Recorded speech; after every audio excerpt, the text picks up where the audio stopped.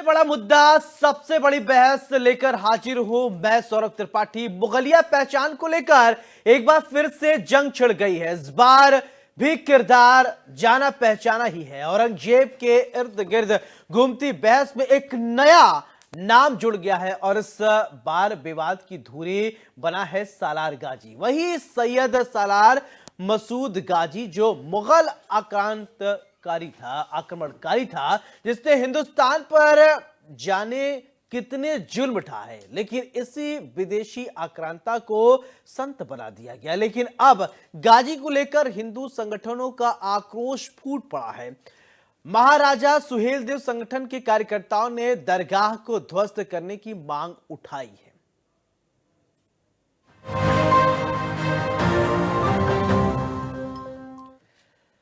सालार गाजी की मजार को लेकर एक बार फिर से विवाद शुरू हो गया है। मजार को ध्वस्त करने की मांग तेज हो गई है। महाराजा सुहेलदेव संगठन के कार्यकर्ता ने सालार मसूद गाजी की दरगाह पर भगवा झंडा फहराते हुए दरगाह को ध्वस्त करने की मांग की है। साथ ही दावा किया है कि मजार की जगह पर पहले शिव कंदरा वाले महादेव का मंदिर था।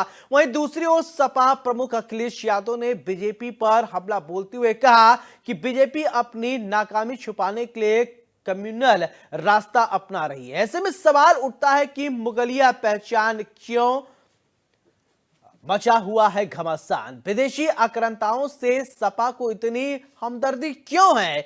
गाजी पर सनातनी प्रहार, ध्वस्त होगी मजार, वोट बैंक की विसात, आक्रांताओं की बात, क्या विदेशी आक्रांताओं की मिटनी चाहिए पहचान। आज इसी मुद्दे पर बड़ी बहस होगी। इन्हीं सवालों पर करेंगे चर्चा, लेकिन उससे पहले सुनिए अखिलेश यादव ने क्या कुछ कहा, फिर इसके बाद करेंगे बड़ी बहस।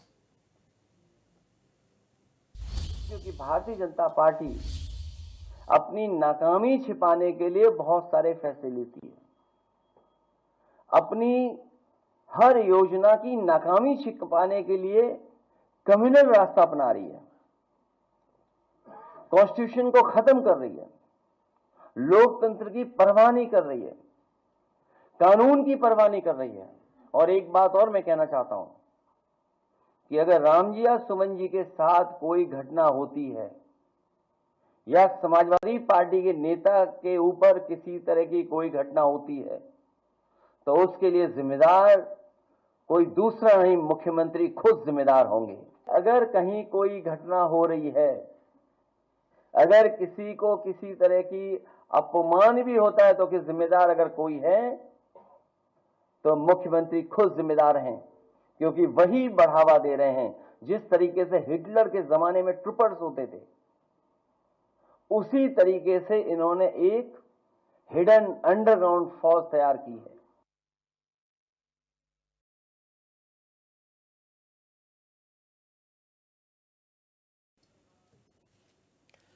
तो कौन था सैयद सालार मसूद गाजी।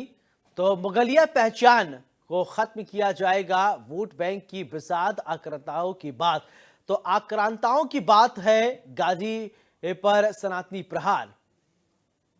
तो सबसे बड़ा मुद्दा, सबसे बड़ी बहस में आज इन्हीं सवालों से हम चर्चा करेंगे। इन्हीं सवालों पर मुगलिया पहचान खत्म होगा, मुगलिया पहचान क्यों मचा घमासान। तो क्या मुगलिया पहचान को लेकर अब घमासान इतना ज्यादा हो गया है। सालार गाजी को लेकर क्या बातें इतनी है, क्योंकि इतिहास के पन्ने को अगर आप कुरूदेंगे, इतिहास के पन्ने में अगर आप नजर डालेंगे, जो कि 200-300 साल पुरानी ये इतिहास है, और आजकल इतिहास पर ही बड़ा चर्चा होने लगा है और इतिहास पर लोगों को ज्यादा इंटरेस्ट है। वर्तमान पर कोई बात नहीं करना चाह रहा है शायद। हमारे साथ खास मेहमान जुड़ गए। सबसे पहले परिचय, फिर इसके बाद चर्चा की शुरुआत करते हैं। देवेंद्र प्रमुख हमारे साथ है, प्रवक्ता है बीजेपी के, और हमारे साथ अशोक तिवारी जी हैं, प्रवक्ता समाजवादी पार्टी के, बहुत बहुत स्वागत है। उत्पल कौल जी हैं, इतिहासकार हैं, बहुत बहुत स्वागत है। शिशिर चतुर्वेदी जी हमारे साथ हिंदू महासभा के हैं, बहुत बहुत स्वागत है। सैयद खालिद मुस्लिम धर्मगुरु हैं, बहुत बहुत स्वागत है।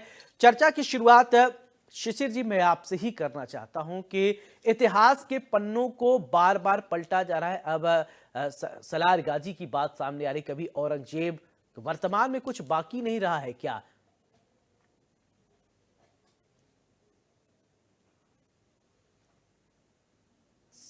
शिशिर जी अनम्यूट करके बात कीजिए। जिस व्यक्ति का इतिहास नहीं है वो स्वयं में मुर्दा है। हम कहीं जाते पूछा जाता है बेटा तुम्हारे पापा का क्या नाम है, तुम्हारे बाबा का क्या नाम है, तुम्हारे परदादा क्या नाम है, उसी से हमारी पहचान होती है। इस देश की पहचान सैयद सलार गाजी से नहीं होगी, महाराजा सुहेल देव से होगी, महाराणा प्रताप से होगी, राणा सांगा जी से होगी, शिवाजी से होगी, संभाजी महाराज से होगी, ऐसे लोगों से होगी। अब सलार गाजी जो सिर्फ एक कौम के लिए जिन्होंने लड़ाई लड़ी, जिन्होंने अपने समाज के लिए केवल काम किया, राष्ट्र जिस कुरान के अनुसार राष्ट्र का पे जो ईमान रखता है वो आधा ईमानदार वैसे ही कहलाता है, कुरान कहती है। तो जो अपनी धरती से जिसको प्रेम नहीं, तो सलार गाजी, बाबर, औरंगजेब ये सब लुटेरे थे, इनका इस देश से कोई लेना देना नहीं। और जो वहां पर भगवा फहराया गया वो बहुत सही काम हुआ, उसका हम लोग समर्थन करते हैं। क्योंकि आज टीवी चैनल वाले आप लोग जितने पत्रकार बंधु हैं उनका भी मैं आभार व्यक्त करता हूं, क्योंकि आप लोग की वजह से ही आज महाराजा सुहेल देव का इतिहास सामने आ रहा है। और सलार गाजी जैसे जो हिंदू जाके मजारों पे मत्था रगड़ते, मत्था टेकते हैं, उनको समझ में आता है। आप समझिए आज मजारों का क्या हाल है। मजारों का यह हाल है कि फ्लाईओवर पे मजारें दिखना शुरू हो गई हैं, सड़कों पे मजार। अभी देखिए यहाँ यूपी की राजधानी लखनऊ में एनएक्सी के ठीक बाहर पूरे मेट्रो की खुदाई हो गई, सब कुछ काम हो गया। और वहां पर एनएक्सी पे जमीन के ऊपर मेन सड़क पर वही चबूतरे पे वहां मजार बना दी गई। आखिर ये सब क्यों हो रहा है? तो पहले जिस आप मजार पे जा रहे हैं उसके बारे में भगवान पढ़ तो लो, प्रभु जान तो लो ये कौन है, इन्होंने क्या काम किया था, तो इसको समझना चाहिए। मैं अजमेर दरगाह की बात हो रही थी, देखिए वहां जो लोग जाते थे वहां का क्या मामला सामने आया था। पूरे देश ने देखा सबसे बड़ा सेक्स स्कैंडल वहीं से खुला था। आज भी वो रिकॉर्ड धारण है कि उससे बड़ा सेक्स रैकेट कहीं नहीं हुआ। बेटी को बताया, जब उसका असली वीडियो बन गया तो उससे कहा तुम ठीक है तुम्हारे वीडियो डिलीट करेंगे तो अपनी भाभी को ले आओ। भाभी को ले आए तो भाभी से कहा सहेली को ले आओ, सहेली को ले आए तो कहा अपनी बहन को ले आओ। करते करते कितना बड़ा स्कैंडल पकड़ा गया। तो इस देश के लोगों को समझना होगा कि हम सभी धर्म के सम्मान करते हैं, ऐसे लोगों का सम्मान हम करते हैं, कलाम साहब जैसे का, हम शकील अहमद जो क्रिकेटर है, बिस्मिल्लाह खान जैसे लोग हैं, ऐसे लोगों को हम जब सम्मान देंगे तो हम मुसलमानों का हो, ईसाइयों का हो, सिख का, सभी का सम्मान करते हैं। लेकिन जो राष्ट्र के खिलाफ या सनातन के खिलाफ या भगवा के खिलाफ या हमारे इष्टों के खिलाफ ऐसे लोगों को सम्मान देने का दौर जा चुका है।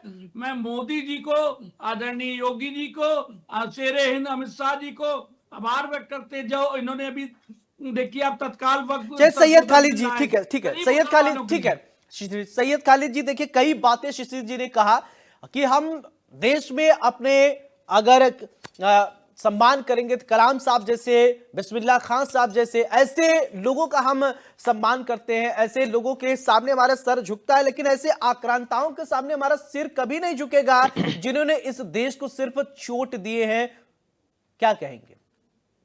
जी, शिशिर जी तो एक कट्टर हिंदूवादी हैं, इसके लिए वो जो बोल रहे हैं ठीक है, उनकी परिभाषा है। पर जैसे इन्होंने इल्जाम लगा दिया अभी दरगाह, अजमेर शरीफ की दरगाह पर, कि वहां सेक्स स्कैंडल हुआ, तो क्या सेक्स स्कैंडल में दरगाह इन्वॉल्व थी? क्या दरगाह ने ये करा था, या दरगाह से जुड़े हुए कोई लोग थे? जो लोग थे उन्हें सजा मिली है। हाँ, मुझे पता है इसके खिलाफ हमने भी बहुत मुहिम चलाई थी इसके खिलाफ। और जो है, और अगर सजा जो लोग ये करने वाले थे उनसे दरगाह का क्या लेना देना? बिल्कुल, आप दरगाह को क्यों सीधा ब्लेमेट कर रहे हैं कि गरीब नवाज अजमेर में ये हुआ? ठीक है, अजमेर की भूमि पे हुआ, तो क्या आगे ये चीज अगर किसी बड़ी हिंदू धर्म की देवी देवता का कहीं बड़ा मंदिर और वहां उस शहर में अगर ये होता है तो क्या वो देवी देवता उसके ब्लेम पेट हो जाएंगे? उन पे ब्लेम किया जाएगा? ये जी कोई दरगाह के जो मेन थे उनके परिवार के लोग नहीं शिशिर जी, कोई मेन नहीं थे।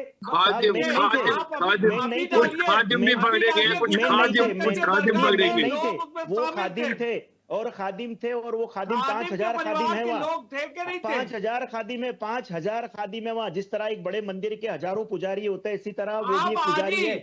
इस चर्चा हाँ। के बाद माननीय मोदी जी को एक पत्र दीजिए और मुलाकात कीजिए कि वो दरगाह को पवित्रता के लिए ऐसे लोगों को एफटीसी कोर्ट मुकदमा चला के उनको फांसी की सजा दी जाए, जिससे उनको सजा हो चुकी है उस का नाम वक्त कितना हो। जिसमें, चलिए ठीक है, जितने उस वक्त ठीक में है। अब सजा थोड़ा हो चुकी है इतिहास उन्हें। की बात हो रही है तो उत्पल कौल साहब के पास मैं जाना चाहूंगा, और इतिहास को समझता हूं कि ऐसे ऐसे आक्रांताओं की बात हो रही है।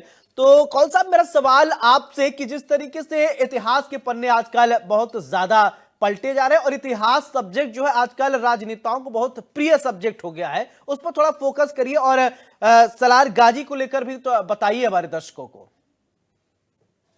दरअसल क्या है कि इस्लाम जो है ये अरब में स्टार्ट हुआ और फिर ये ईरान पहुंचा, ये टर्की पहुंचा, ये मध्य एशिया, सेंट्रल एशिया पहुंचा, और भारत में ये साउथ इंडिया से समुद्र के रास्ते से आ गया।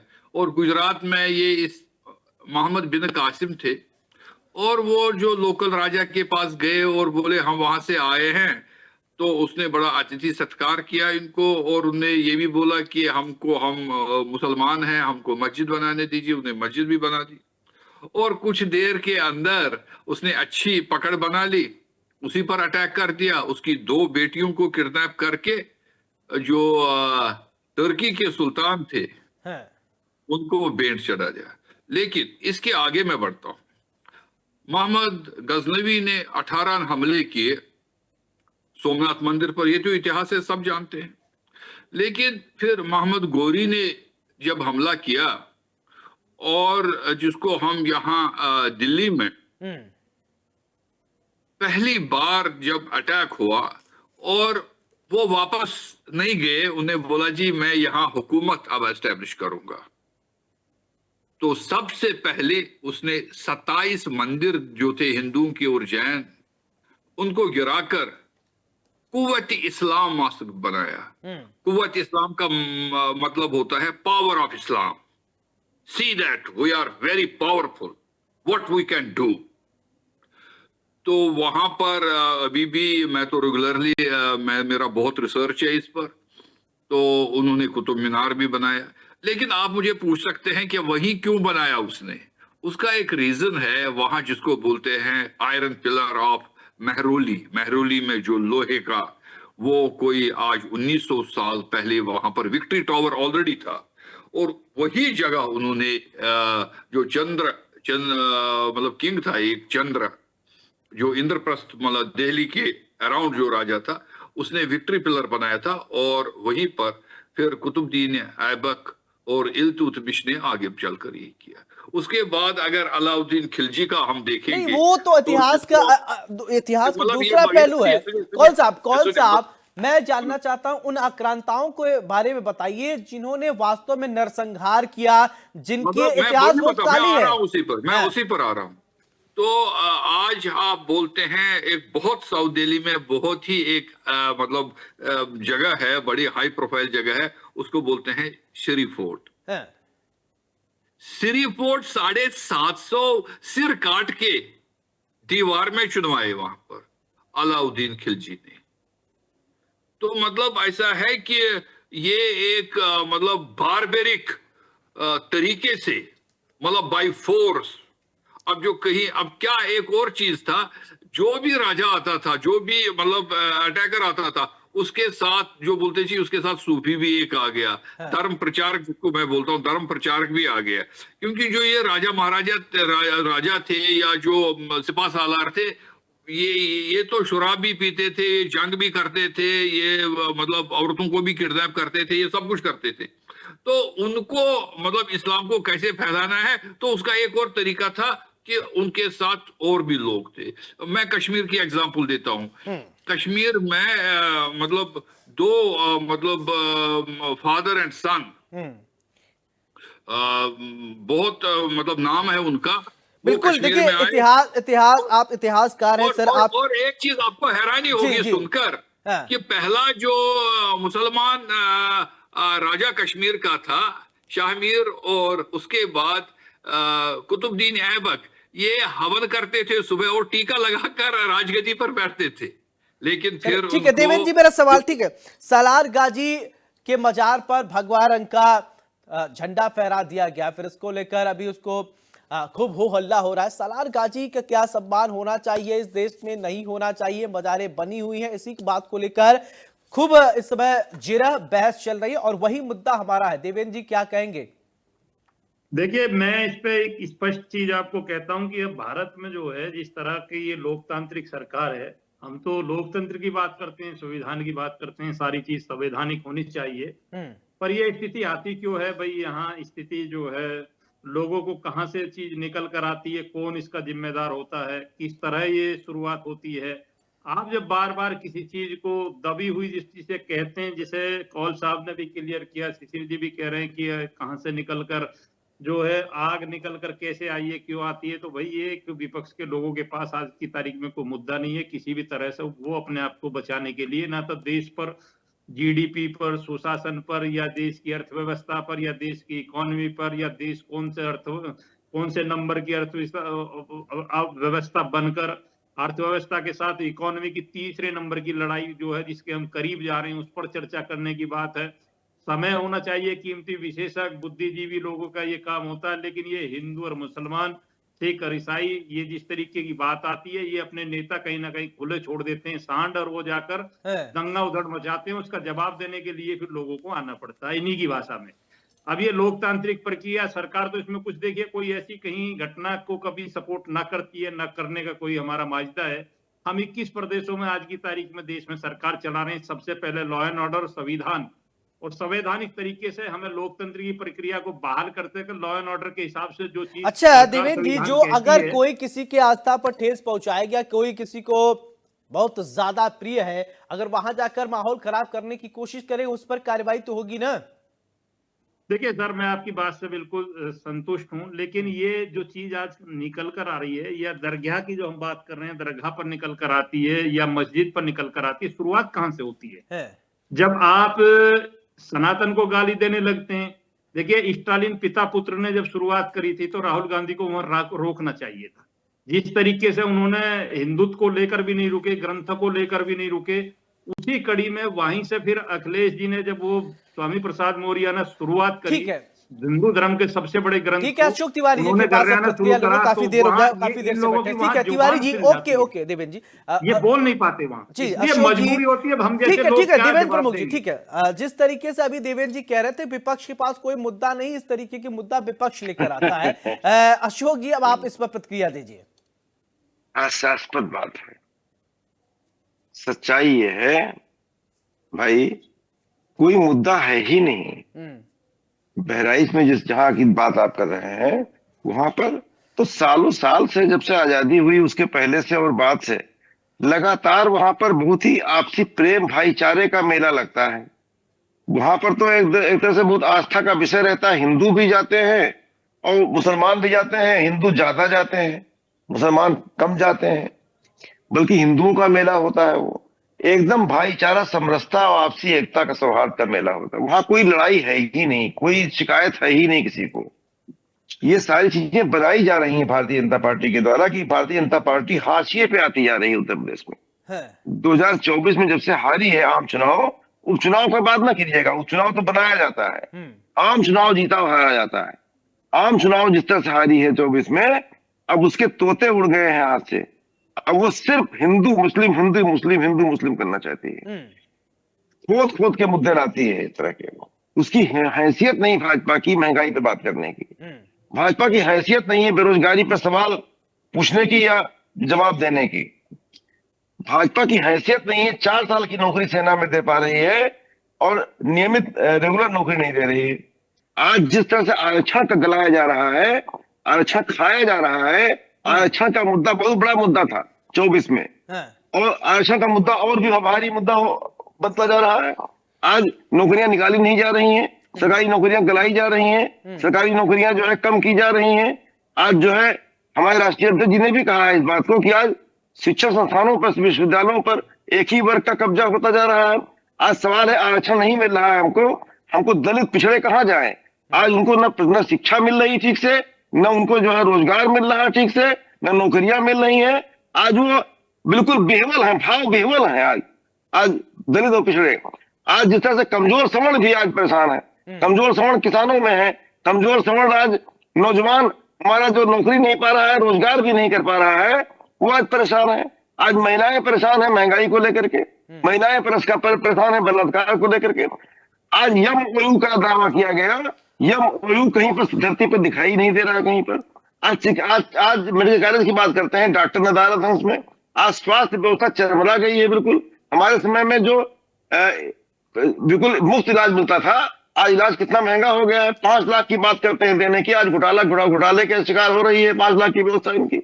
आज सवाल है कहाँ हैं हम? आज हम तो ऐसी जगह खड़े हैं जहां चारों तरफ मुद्दे ही मुद्दे हैं, चारों तरफ जनता परेशान ही परेशान है। आज किसान परेशान, जीएसटी की बात को लेकर परेशान है किसान। आज सारे उपकरणों पर जीएसटी लगा दी, उनको उनकी उपज का मूल नहीं मिल रहा है उनको। दोगुना करने की बात कही थी, 1 गुना भी नहीं रह गया।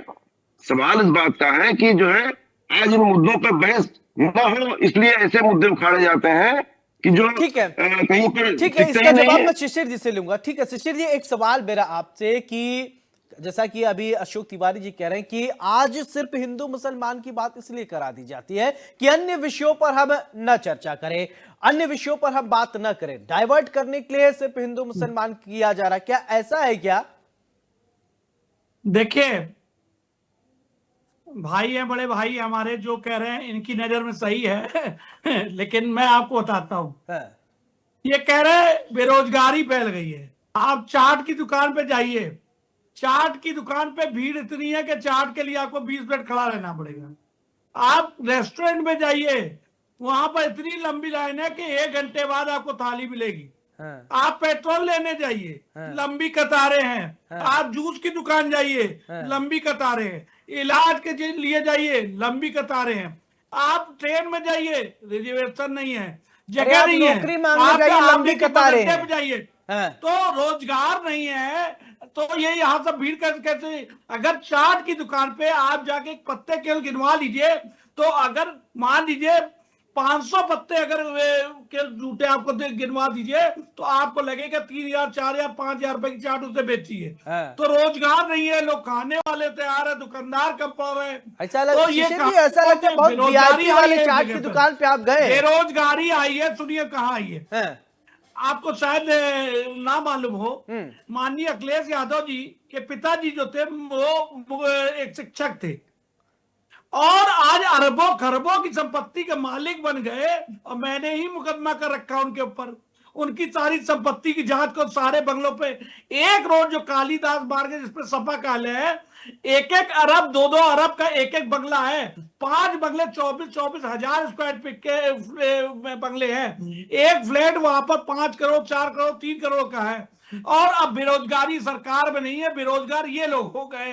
कांग्रेस बेरोजगार हो गई, उनके दामाद जी को रोजगार नहीं मिल पा रहा है, उनको जमीनें नहीं मिल पा रही हैं, बेरोजगारी ये हो गई है। हिंदुत्व पे काम कर बोल नहीं पा रहे। अगर बोलना था समाजवादी पार्टी जी का, हमारे बड़े भाई प्रवक्ता जी को, तो इनको बोलना चाहिए था कि ये सारी अवस्थाओं की जड़ में इनकी पार्टी के जो समर्थक है, यानी कि खुला शब्द कहिए मुसलमान, 7 अरे अच्छा ठीक है, उस पर नहीं जाएंगे। अब मैं आ जाता हूँ केंद्रित जो मेन मुद्दा है। शिशिर जी पे कब्जा कर रहे हैं, शिशिर जी उस पे ये नहीं बोलेंगे। कई जगह ऐसी घटनाएं हुई जहां पर लोग भगवा झंडा जाके कभी मंदिर पे फहरा दे रहे हैं, कभी मजार पे फहरा दे रहे हैं, तो ये गलत नहीं है क्या, या ये सही है? बिल्कुल सही है। इस देश को लूटने वाले, इस देश के संसाधनों को लूटने वाले, इस देश की मूर्तियों को लूटने वाले 27 का कौल साहब ने भी बताया, 27 गर्दनें काटने वाले, हमारे सोमनाथ के मंदिर को कितनी बार लूटने वाले। और ये सूफी विचारधारा के हमारे सैयद खालिद नकवी जी बैठे, सूफी विचारधारा वो है सॉफ्ट हिंदुत्व का तरीका।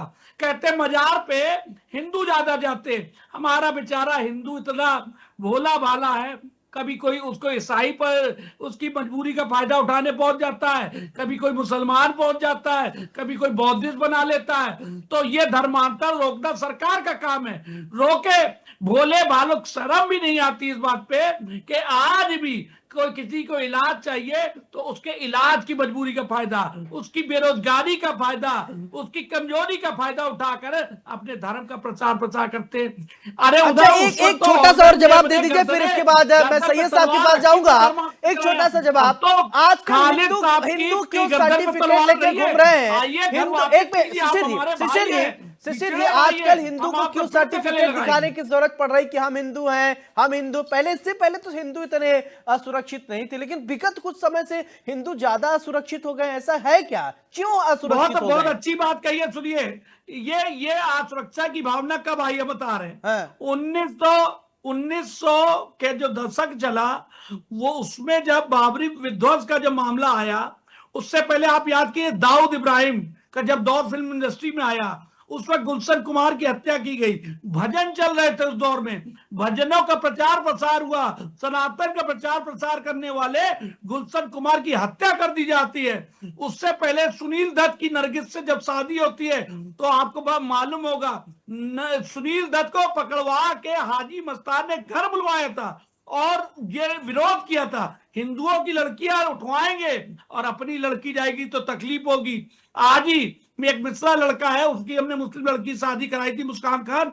आज बढ़िया तरीके से, 7 साल हो गए, कल उसके बच्चे का जन्मदिन है, बड़े होटल में मुझे बुलाया उसने, बड़ा फख्र। चले, ठीक है, हमारे बच्चे आती है मुसलमानों की, खालिद साहब मैं आपके पास आऊंगा, ठीक है, ओके शिशिर, लेकिन हमारी बच्चियों को ठीक है, ये ले जाकर सैयद खालिद साहब, ओके शिशिर जी, ओके, ठीक है। खालिद साहब, कहीं एक कुछ लिखा हुआ था, मैं पढ़ रहा था, वहां ये लिखा था, इस देश को हिंदू न मुसलमान चाहिए, जो दिल से दिल को जोड़ दे इंसान चाहिए। गीता हमें, बाइबिल हमें, कुरान चाहिए, जो दिल से दिल को जोड़ दे इंसान चाहिए। ऐसे लोग गए कहां? ये बातें सिर्फ किताबी हो गई हैं क्या, या सिर्फ दीवारों पर लिखी? नहीं सर, आज भी ऐसे लोग मौजूद हैं और इसी क्रिया के ऊपर हम पूरे भारत में काम कर रहे हैं। और यही ओरिजिनल सूफीज्म है जो इस किस्म की बात करता है कि हमें हिंदुस्तानी चाहिए, हमें इंसान चाहिए। धर्म से पहले इंसान बनिए। अगर धर्म है किसके लिए? इंसानों के लिए धर्म है। अगर इंसान ही नहीं बचेगा तो धर्म किसके लिए होगा फिर?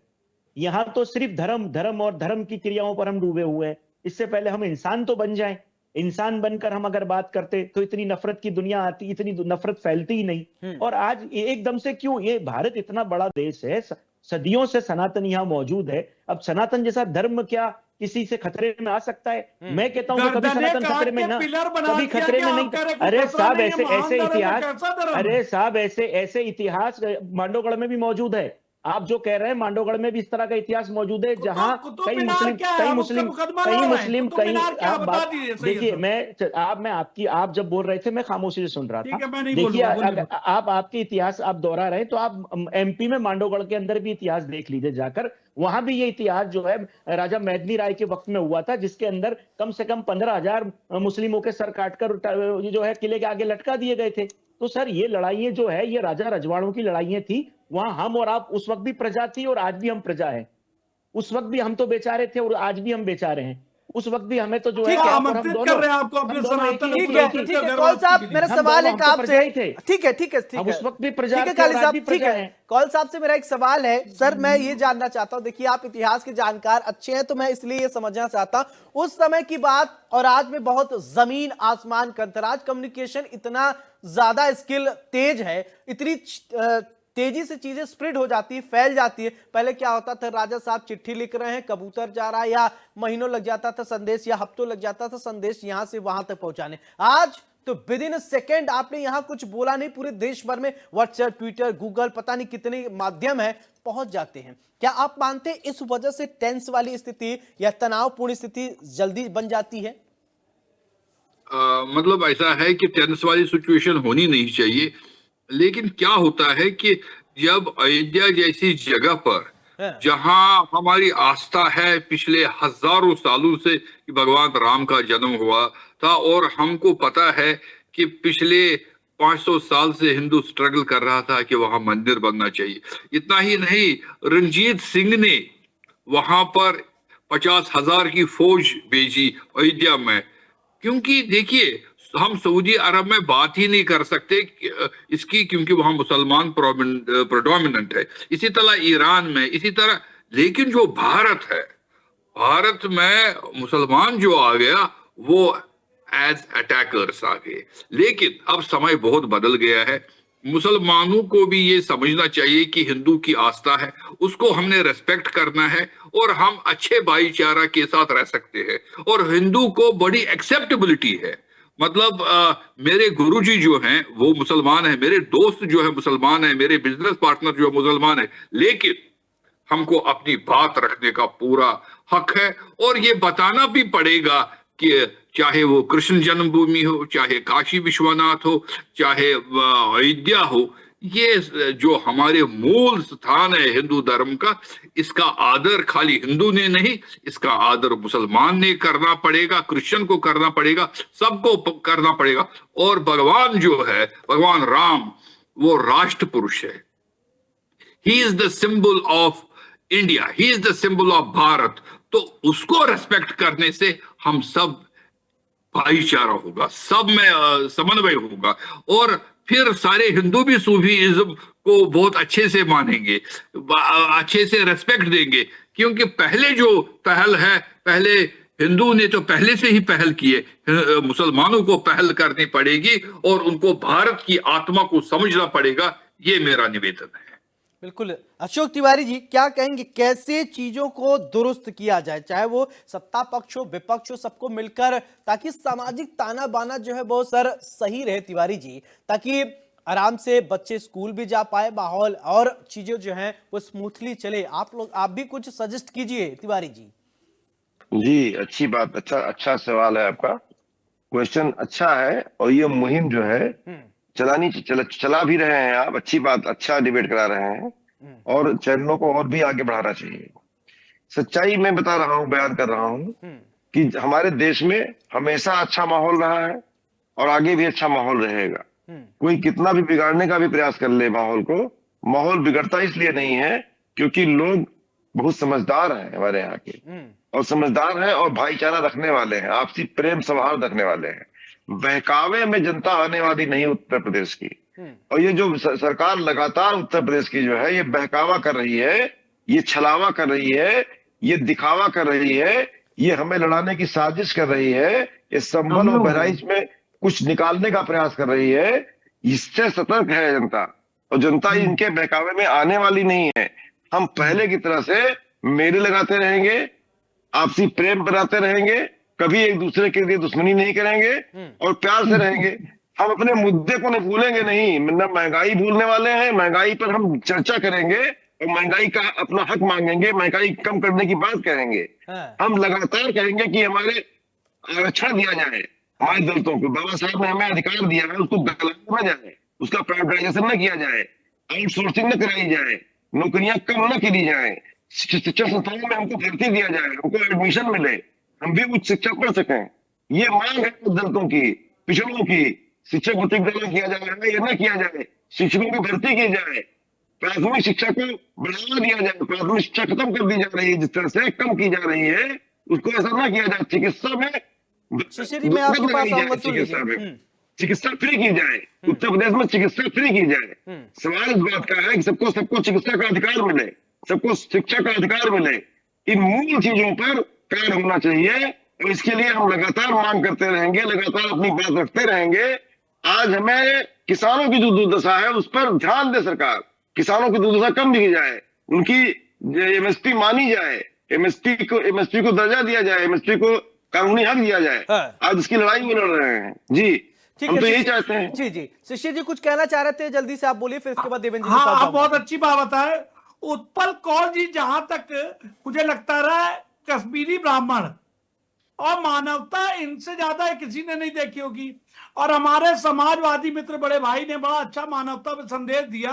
अब मैं इनको बता रहा हूं छोटा सा, प्रेम अगर आपको कहीं चाहिए, अगर मानवता कहीं चाहिए, तो परोसी जा रही है। कहां पर? फिलिस्तीन में, अफगानिस्तान में, सीरिया में, पाकिस्तान में, हमारे कश्मीर में। और इतनी ज्यादा मानवता परोसी जा रही है यहाँ पर, बांटने वाले कौन है? ISIS वाले। सैयद जी मैं हमारे आपके पास अलकायदा आऊंगा, इसके के भाई, पत्तियां ले लूंगा, फिर हमारे उसके बाद देवेंद्र जी लश्कर के पास जाऊंगा जल्दी। जी जी थोड़ा सा आनंद वहां भी ले आइए ना। हाँ। जिनको मानवता दिख रही है, इनके देवीय का जो कार्य है उसमें, जो जिन्होंने बेचारे हमारे सोमनाथ मंदिरों को लूटा, मूर्तियों को तोड़ा, किसी देश में जाके गुरुद्वारा जला दिया, कहीं पर जाके इन्होंने चर्च जला दिया। हाँ। अब तो दुनिया इंटरनेशनल तरीके से परेशान है इनके लव जिहाद के कार्यों से। जाके टाइम्स स्क्वायर पे अमेरिका में जाके मानवता परोसने लगे, खुले में चले ठीक है, इस पर कुछ बोलना चाहते हैं जब उनसे सैयद पूछा साहब, क्या, ठीक है सुनिए, सैयद खालिद साहब कुछ बोलना चाहते हैं, ठीक है ठीक है जब शिशिर जी। तो ठीक है पूछा क्या, प्रतिक्रिया ले ये तो करे, लीजिए, हम इस्लाम का प्रतिक्रिया, प्रचार कर रहे हैं सड़क पर नमाज पढ़ के। ठीक है बोलिए तो सैयद इनकी खालिद साहब, मानवता ठीक है को आप ओके समझिए। शिशिर जी, ठीक है जी, बोलिए, कुछ जी, कहना जी। चाह रहे थे। जी मैं एक सवाल ये पूछना चाहता हूँ, और खास करके उत्पल जी से पूछना चाहता हूँ कि इतिहासकारक हैं आप, तो ये जो महमूद गजनवी का जो पहला हमला था सोमनाथ गुजरात में, वो सन ईस्वी 1000 में हुआ पहला हमला, और कंटिन्यू ये हमले जो है 1027 तक होते रहे। तब ये जो महमूद जो है सालार जो मसूद गाजी साहब हैं, इनकी उम्र कितनी थी, मैं ये जानना चाहता था, क्योंकि जहां तक मैंने भी तहकीक की और इनकी जो है सवाने हयात मेरे पास मौजूद है, किताब जो सालार मसूद गाजी के ऊपर लिखी हुई है, इनमें ये अगर तारीखें मिलाई जाए तो सन 1000 जो है ईस्वी सन 1000 के अंदर उनकी उम्र जो है वो जो है, और सन 1027 में इनकी उम्र जो है वो 4 साल है। उनका जन्म स्थित जो बता रहा है 1018 में इनका जन्म है, महमूद जो है गाजी मसूर साहब का। तो जब अगर 1018 में इनका जन्म है और सन ईस्वी में ये 1000 में हमले हुए हैं, तो हमलों के दौरान इनकी उम्र सिर्फ 4 साल रही होगी। तो ये 4 साल की उम्र में कैसे इतनी बड़ी फौज के सिपह सालार बन गए थे?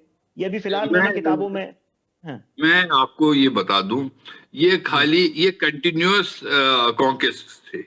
मतलब ये खाली महमूद गजनवी का ही सवाल नहीं था। महमूद गजनवी जब आ गए वो चले जाते थे, फिर महमूद गोरी आ गए, और उसके बाद जो महमूद गजनवी की मैं बात कर रहा हूं कि महमूद गजनवी ने जब जो है सोमनाथ पर हमला किया। देखिए ऐसा है कि there is no white end, ये जो इतिहास में है ना, कई चीजें रह जाती है, कई चीजें हो जाती है, क्योंकि ये एक डॉक्यूमेंट है, ये एक जो आपके पास में, फिर एक दूसरा डॉक्यूमेंट आएगा, उसमें दूसरी कोई कहानी होगी। तो इसलिए ये तारीख उम्र की तारीख है, ये सवाल उम्र है, उसकी सवाल उम्री है, उसकी लाइफ हिस्ट्री है। अगर आप मुगल हिस्ट्री देखेंगे ना, आप देखेंगे बाबरनामा में क्या है, फिर अकबरनामा में क्या है, फिर वो कई जगह कंट्राडिक्ट करता है आपस में, सालार महमूद गजनवी सालार में जो है इनकी गाजी की उम्र पूछ रहा था, क्योंकि 1018 का जन्म है इनका। जब 1018 में जन्म हुआ है, पहला हमला तो 1000 सन में हो चुका था, हुआ था, तो वो ये जो इस वक्त तो इनकी उम्र भी, ये पैदा भी नहीं हुए थे। देखिए ऐसा जो हुआ है, देखिए ये जो क्रोनोलॉजी आप डेट ऑफ बर्थ है ना, ये बहुत कंट्रोवर्शियल चीज होती है, कई जगह इसमें बड़ी खामियां होती है। मैं हिस्टोरिकली बोल रहा हूँ आपको, इसमें बात कर रहा हूँ। तो क्या है कि क्योंकि इसमें अगर आप दूसरा कोई डॉक्यूमेंट, दूसरी कोई किताब देखेंगे ना, उसमें क्योंकि इनका नाम जो है, विषय पर आ जाते हैं, इस देश में मुगलिया पहचान रहना चाहिए या नहीं, क्योंकि अभी हमने बहुत चीजें जो है एक एक करके खूब इधर उधर की खूब बातें हुई है। देवेंद्र जी आपसे मेरा सवाल, क्या मुगलिया पहचान इस देश में रहना चाहिए, पूरी तरीके से खत्म हो जाए, क्या चाहते हैं आप? देखिए उत्पल सर, जिस तरीके का क्वेश्चन आ रहा, निकल कर डिबेट जहां घूम रही है, अगर ये अलग अलग चली जाए तो समय कई घंटे का कम पड़ जाएगा। मैं आपको थोड़ा सा शॉर्ट्स में, जिस तरीके के क्वेश्चन आए, सपा की तरफ पे सरकार को उंगली उठी है, इंगित हुआ है, मैं सिर्फ ये दोहराना चाहता हूं कि हमारी जो सरकार है, हमारा जो काम है, हम सिर्फ संविधान और लोकतंत्र की बात करते हैं। उसके अंदर क्या क्या कौन सी चीज है, डिबेट क्यों होती है, हिस्सा क्यों बनता, अशोक जी ने हमें इंगित किया है, अगवई इस तरीके की घटना, इस तरीके का, ये सारा चीजें मैं एक बार उनको दोहराना चाहता हूं कि अशोक जी, जब आपका शासन था तो इसी प्रदेश में, जिस प्रदेश पर आप चर्चा कर रहे हो, जिसकी स्थिति हमें बता रहे हो, तो आपको सारा पता था कि कितने दंगे होते थे, कितने हिंदू मुसलमान होते थे, कितने लोगों की जाने जाती थी। मैं आपको ये कहता हूँ, छोटा सा NCRB का एक डाटा 2016 की बात में, तुलना में अपराधों का उल्लेख में कमी अगर देखना चाहो तो 41% की बात कर रहा हूं, लूट में कमी आई है। 77% मैं ये डाटा बता रहा हूं आपको, कुछ नहीं कर रहा। हत्याओं में कमी आई है 41%। बलवा जो दंगे कराते थे आप लोग, उनमें कमी आई है 66%। फिरौती, जिनमें लकेटी डकैती, जो बड़े क्रिमिनल लोगों को उठाते थे, फिरौती लेते थे। आपको बड़ी बता रहा हूं, अपहरण वाली, जो दहेज वाली घटनाओं में भी 17.08%, और बलात्कार की घटनाओं में भी 26%.15 तक की। ये हमारी उपलब्धि है भाई। हम डाटा पर बोल रहे हैं, हम सुधार पर बोल रहे हैं कि हमने एक एक चीज में 84% तक बदलाव किया। आज नया उत्तर प्रदेश है। जीडीपी आज हम देश की इकोनॉमी के हिस्सा हैं। आप करिए ना चर्चा, हम तो यही तो चर्चा चाहते हैं। हिंदू मुसलमान निकालकर कौन लाता है भाई, या औरंगजेब को लेकर कौन आया था? आप ही के तो लोग लेकर आते हैं। मैं फिर आपको दोहराना चाहता हूं कि हमारी सरकार ने जो काम किए हैं 2014 के बाद देश में और 17 के बाद उत्तर प्रदेश में, अगर हमसे कई घंटे तक की डिबेट कराओगे तो मैं तथ्य पर बोलूंगा। आप उन सवालों के जवाब नहीं दे पाओगे क्योंकि आप उससे बचते हैं। मैं फिर कहता हूं कि डिबेट आप लोग घुमाकर वहां ले जाते हैं जहां बुद्धिजीवी वर्ग का या पढ़े लिखे लोगों का काम कम होकर सिर्फ कड़ी आवाज में बात रखना, बेवजह की बातें करना, जो लोगों की समझ में ना, इस पर चर्चा करना। जब हम तथ्य के साथ आपको जवाब दे रहे तो आप बताइए कि आपने 400 प्लस दंगे क्यों कराए हुए अपनी सरकारों में? आपके यहाँ मंत्री उप मुख्यमंत्री की जो हमारी पुलिस थी भैंसे ढूंढती थी। आपके यहाँ जब दंगे की बात होती तो सर पर टोपी रखकर एक राजनेता बहुत बड़ा मुख्यमंत्री के साथ खड़ा हो जाता और कब्बाल पर पश्चिम पर बयान देता, पूरा देश जल जाता है। तो आप जवाब दीजिए। आपकी ऐसी घटनाएं हैं आप लोगों की। उनके बाद मैंने सुधार जो आपको गिनवाए हैं, ये आप भी चलिए अशोक जी बोलिए। देखिए एनसीआरबी की रिपोर्ट भी आ गई और आरोप यह है कि माहौल खराब करने की कोशिश से विपक्ष कर रहा है।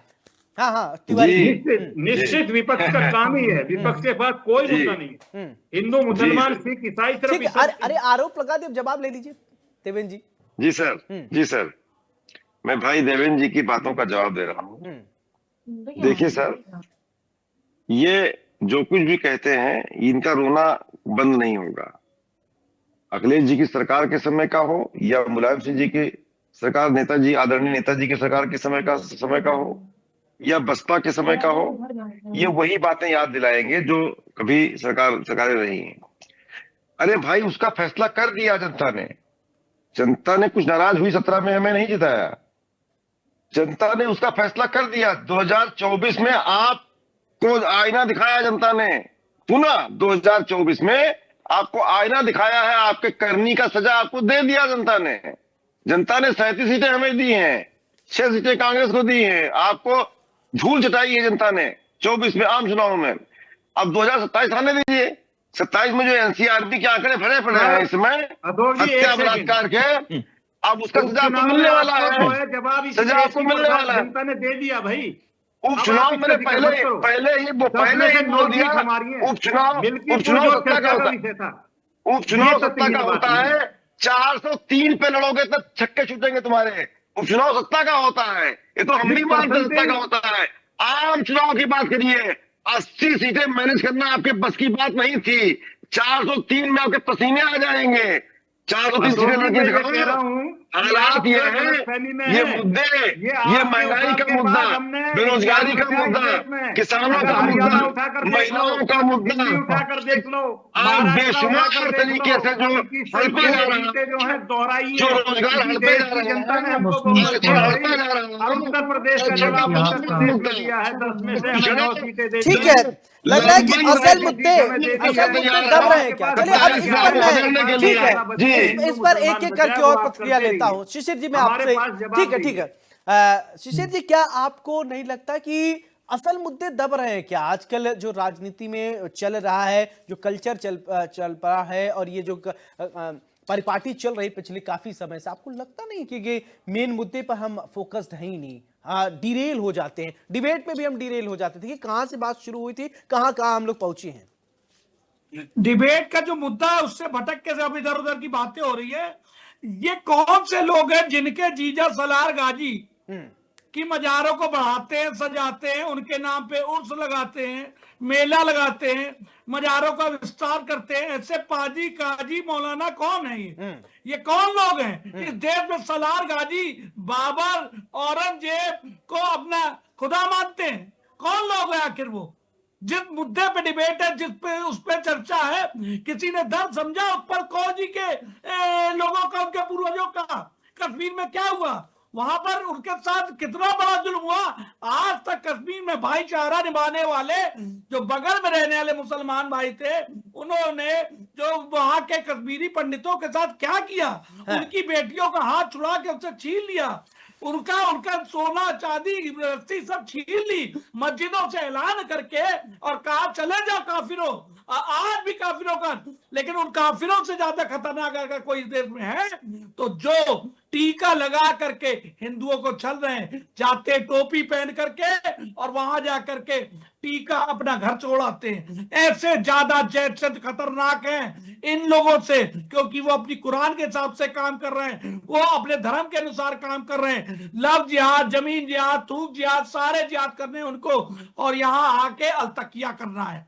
अलतकिया क्या होता है आपको मालूम होगा, जहां आप संख्या में कम हो वहां पर आप बेवकूफ बनाकर अपना राज चलाओ। तो वो अलतकिया का शिकार बन रही है समाजवादी, कांग्रेस, तृणमूल, जनता दल। तो ऐसे जो दल है ये ज्यादा खतरनाक है देश की विकास के लिए, उनके इतिहास के लिए। और ऐसे ही लोग मजारों पे हिंदू भाइयों को, बोलने वाले हिंदुओं को भेजते हैं और अलतकिया का शिकार बनवाते हैं। तो ये सब जो चीजें हैं अब खत्म होनी चाहिए।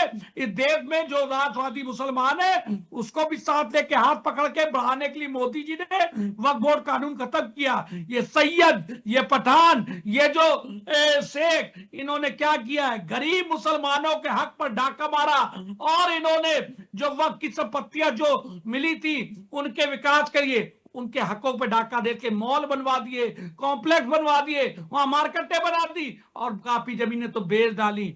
सच्चाई ये है कि मोदी जी देवदूत की तरह जिस प्रकार से काम कर रहे हैं, जिस प्रकार से अमित शाह जी काम कर रहे हैं केंद्र में, वो गरीब मुसलमानों को उनका हक दिला रहे, 3 तलाक से आजादी दिला रहे, हलाला से आजादी दिला रहे। ये कौन सी सभ्यता है कि जहां अपनी पत्नी को ले जाकर के दूसरे पर पुरुष के सामने पेश कराओ? ये कौन सा परंपरा है? शर्म आनी चाहिए। ऐसी परंपराओं को अब खत्म होना चाहिए और देश के मुसलमानों को मोदी जी और योगी जी, अमित शाह जी जिस प्रकार से उनकी भलाई के लिए सोच रहे, कर रहे, आज मुसलमान, आज हमारा इस देश का, क्योंकि वो मुसलमान नहीं है, वो मुसलमान बिछड़ा हुआ मेरा हिंदू भाई है, आज वो हमारी विकास से पीछे छूट गया है। अगर उसको साथ में चलिए, ये बड़ी बात आपने कह दिया। सैयद खालिद साहब जवाब दीजिए। बिछड़ा हुआ हिंदू बता दिया मुसलमानों को। इसका जवाब ले लेता हूं, सैयद खालिद, बिछड़ा हुआ हिंदू बताया है शिशिर जी ने कि मुसलमानों को बिछड़ा हुआ हिंदू भाई है हमारा। जी, ये बात शिशिर जी की बिल्कुल सही है कि भारत में 95% जो मुस्लिम्स हैं आज, वो जो है कन्वर्टेड मुस्लिम है। इसमें कोई दो मत नहीं। पर वो कन्वर्टेड क्यों हुए, किस वजह से हुए, मैं वो इतिहास में नहीं जानना चाहता। यहाँ सब इतिहासकारक भी इतिहास जानने वाले बैठे हैं और पॉलिटिकली लोग भी बैठे। आखिर वो हिंदू क्यों पलटकर मुस्लिम धर्म की तरफ चला गया? किसी ने तो उन्हें पकड़ के नहीं लाए। कुछ ना कुछ तो खराबी थी उस वक्त, या कोई तो ऐसी बात हुई जान बचाने के लौटे थे। नहीं साहब, नहीं, ये हर जगह तलवार से नहीं होता। अगर तलवार से आपकी हुआ सूफी विचारधारा से भी गए काफी लोग। नहीं, अगर तलवार से हुआ होता साहब तो भारत के अंदर कई सदियों तक जो है मुस्लिम जो है राजवंश ने राज किया है। एक शायद यहाँ आज सिर्फ और सिर्फ मुसलमान बचता, ये बात नहीं थी। लोगों ने अपनी मर्जी से शायद पसंद करा। यही बगल ही में देवा मजार में आज भी कन्वर्जन सूफी विचारधारा के लोग करा रहे हैं। आ जाइए, मैं दिखाता हूँ आपको। नहीं, देखिए एक मोहब्बत का मसला है। हमारे खुद मैं जिस दरगाह का गद्दी नशीन हूं, पानी पिलाया जाता है, हिंदू लड़कियों को ले जाके पानी पिलाया जाता है, आपको भी मालूम है ये, लेकिन आप नहीं बोल रहे। नहीं, बिल्कुल अगर गलत हो रहा है तो इसका बिल्कुल हम आपके समर्थन में। अगर क्यों लगा रहे सूफी जी, आप अच्छे हम आपके साथ हैं। अगर धर्म परिवर्तन कोई कराता है आप मुझे बुलाइए, सबसे पहले मैं उनके ऊपर FIR कराऊंगा। देवा बजा रहे हैं बाराबंकी पे, हिंदू लड़कियों को ले जाके। चलिए ठीक है, फाइनल कमेंट की तरफ मूव करते हैं। ठीक है, एक एक करके कॉल साहब फाइनल कमेंट दीजिए। ऐसा है कि मैं सारा ये डिबेट अच्छे से सुन रहा था, तो हमारे जो प्रवक्ता थे समाजवादी पार्टी के, उनने डिबेट पर कम और पॉलिटिक्स पर ज्यादा बोला, तो मैं उस पर टिप्पणी ज्यादा नहीं करूंगा। मेरे पास तो जवाब बहुत है। क्यों मैं खुद की बात बताऊंगा, मेरा तो घर जलाया गया है, मेरे घर में 5000 किताबें थे वो जलाया गया है, और मैं ग्रेनेड के अटैक से बाल बाल बच गया।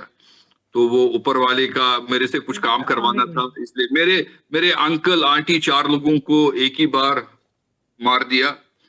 तो देखिए ऐसा है कि कुछ लोग समझते हैं कि हमारी एक किताब है फारसी में जो बड़े मुसलमान स्कॉलर ने लिखी है, किताब का नाम है तहक़ीक़ुल अहबाब और दूसरी है बहरिस्तानी शाही। उसमें वो डिटेल में लिखते हैं कि हमने कैसे कन्वर्ट किया। काफिरों बतरफोनी जहन्नम, इन सब काफिरों को कैसे जहन्नम में भेजना चाहिए अगर वो इस्लाम कबूल नहीं करेंगे, ये एक फैक्ट है। और हो सकता है ठीक है सर, देवेंद्र जी फाइनल कमेंट। ठीक है देवेंद्र जी फाइनल कमेंट। देखिए, मैं एक चीज और करता हूं उत्पल सर, मैं यही कहना चाहता हूं कि जिस तरह विपक्ष की आज भूमिका है जो उसे करना चाहिए लोकतंत्र में, वो उसको भूलकर दूसरे कामों पर खड़ा है, इस देश को हिंदू मुसलमान में बांटकर दूसरे के ऊपर फेंक रहा है।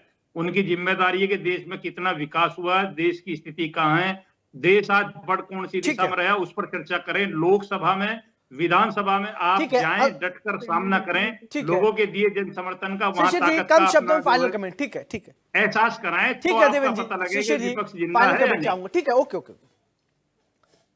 जब तक जान है उत्पल कौल जैसे लोगों के उत्पीड़न की आवाज, इस्लाम का ये झूठा जो धर्मांतर कराने का जो तरीका है, जुर्म के आधार पे इसके खिलाफ आवाज उठाता रहूंगा। जुर्म का फैसला होता है, हो रहा है। कहा इजराइल ने अभी कल ही 32 के फिलिस्तीनियों को मार दिया ना, तुमने उनके निर्दोष नागरिकों को बंधक बनाए ना, 32 लोग हलाक हो गए एक तरीके से। Syed Khalid final comment. ठीक है, ओके ठीक है। देखिए सर, कम शब्दों में फाइनल कमेंट लेंगे सैयद खालिद जी। पहले तो मैं ये कह दूं कि जो इजराइल ने फिलिस्तीन पर जो हमला किया, 32 मारे गए। 32 बड़े नहीं थे, 32 बच्चे थे, स्कूल पे हमला हुआ है वो, और 32 मारे गए। आप इंसानियत के तौर पर वेदना में आइए, धर्म से ना देखिए, वेदना रखिए। और मैं अपनी फाइनल कमेंट में इंसानियत इंसानों के लिए ना, हाँ, तो वहाँ इंसान नहीं है साहब, वहाँ इंसान नहीं, ये कौन सा इंसान नहीं है? आपने इनकी पीड़ा को समझा? कौन सा? ठीक है, अब देखिए फाइनल कमेंट में सिर्फ अपने बारे में बोलेंगे। ठीक है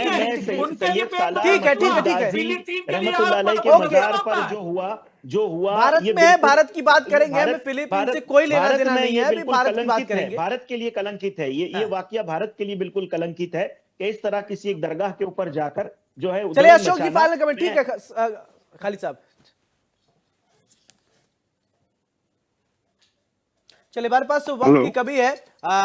बहुत बहुत शुक्रिया आप सभी मेहमानों का हमारे साथ चर्चा करने के लिए। देखिए, भारत में रहना है तो भारत के इतिहास कानून से रहना। अब देखिए, विदेशी आक्रांताओं ने जो इस देश में किया है, और ऐसी हमारे इतिहास के पन्ने को अगर आप पलटेंगे तो कई खून से लिखे हुए भी इतिहास इस देश में रहे हैं, और कई ऐसे आक्रांता रहे हैं जिसने सिर्फ भारत का शोषण किया है। क्या ऐसे लोगों को पढ़कर हम कोई आदर्श की बात सीख पाएंगे? क्या ऐसे लोगों के बारे में, उनके चरित्र के बारे में समझकर, जानकर हम कोई आदर्श की बात कर पाएंगे? शायद नहीं। और इसी के साथ बड़ी बहस में मेरे साथ फिलहाल इतना ही। नमस्कार।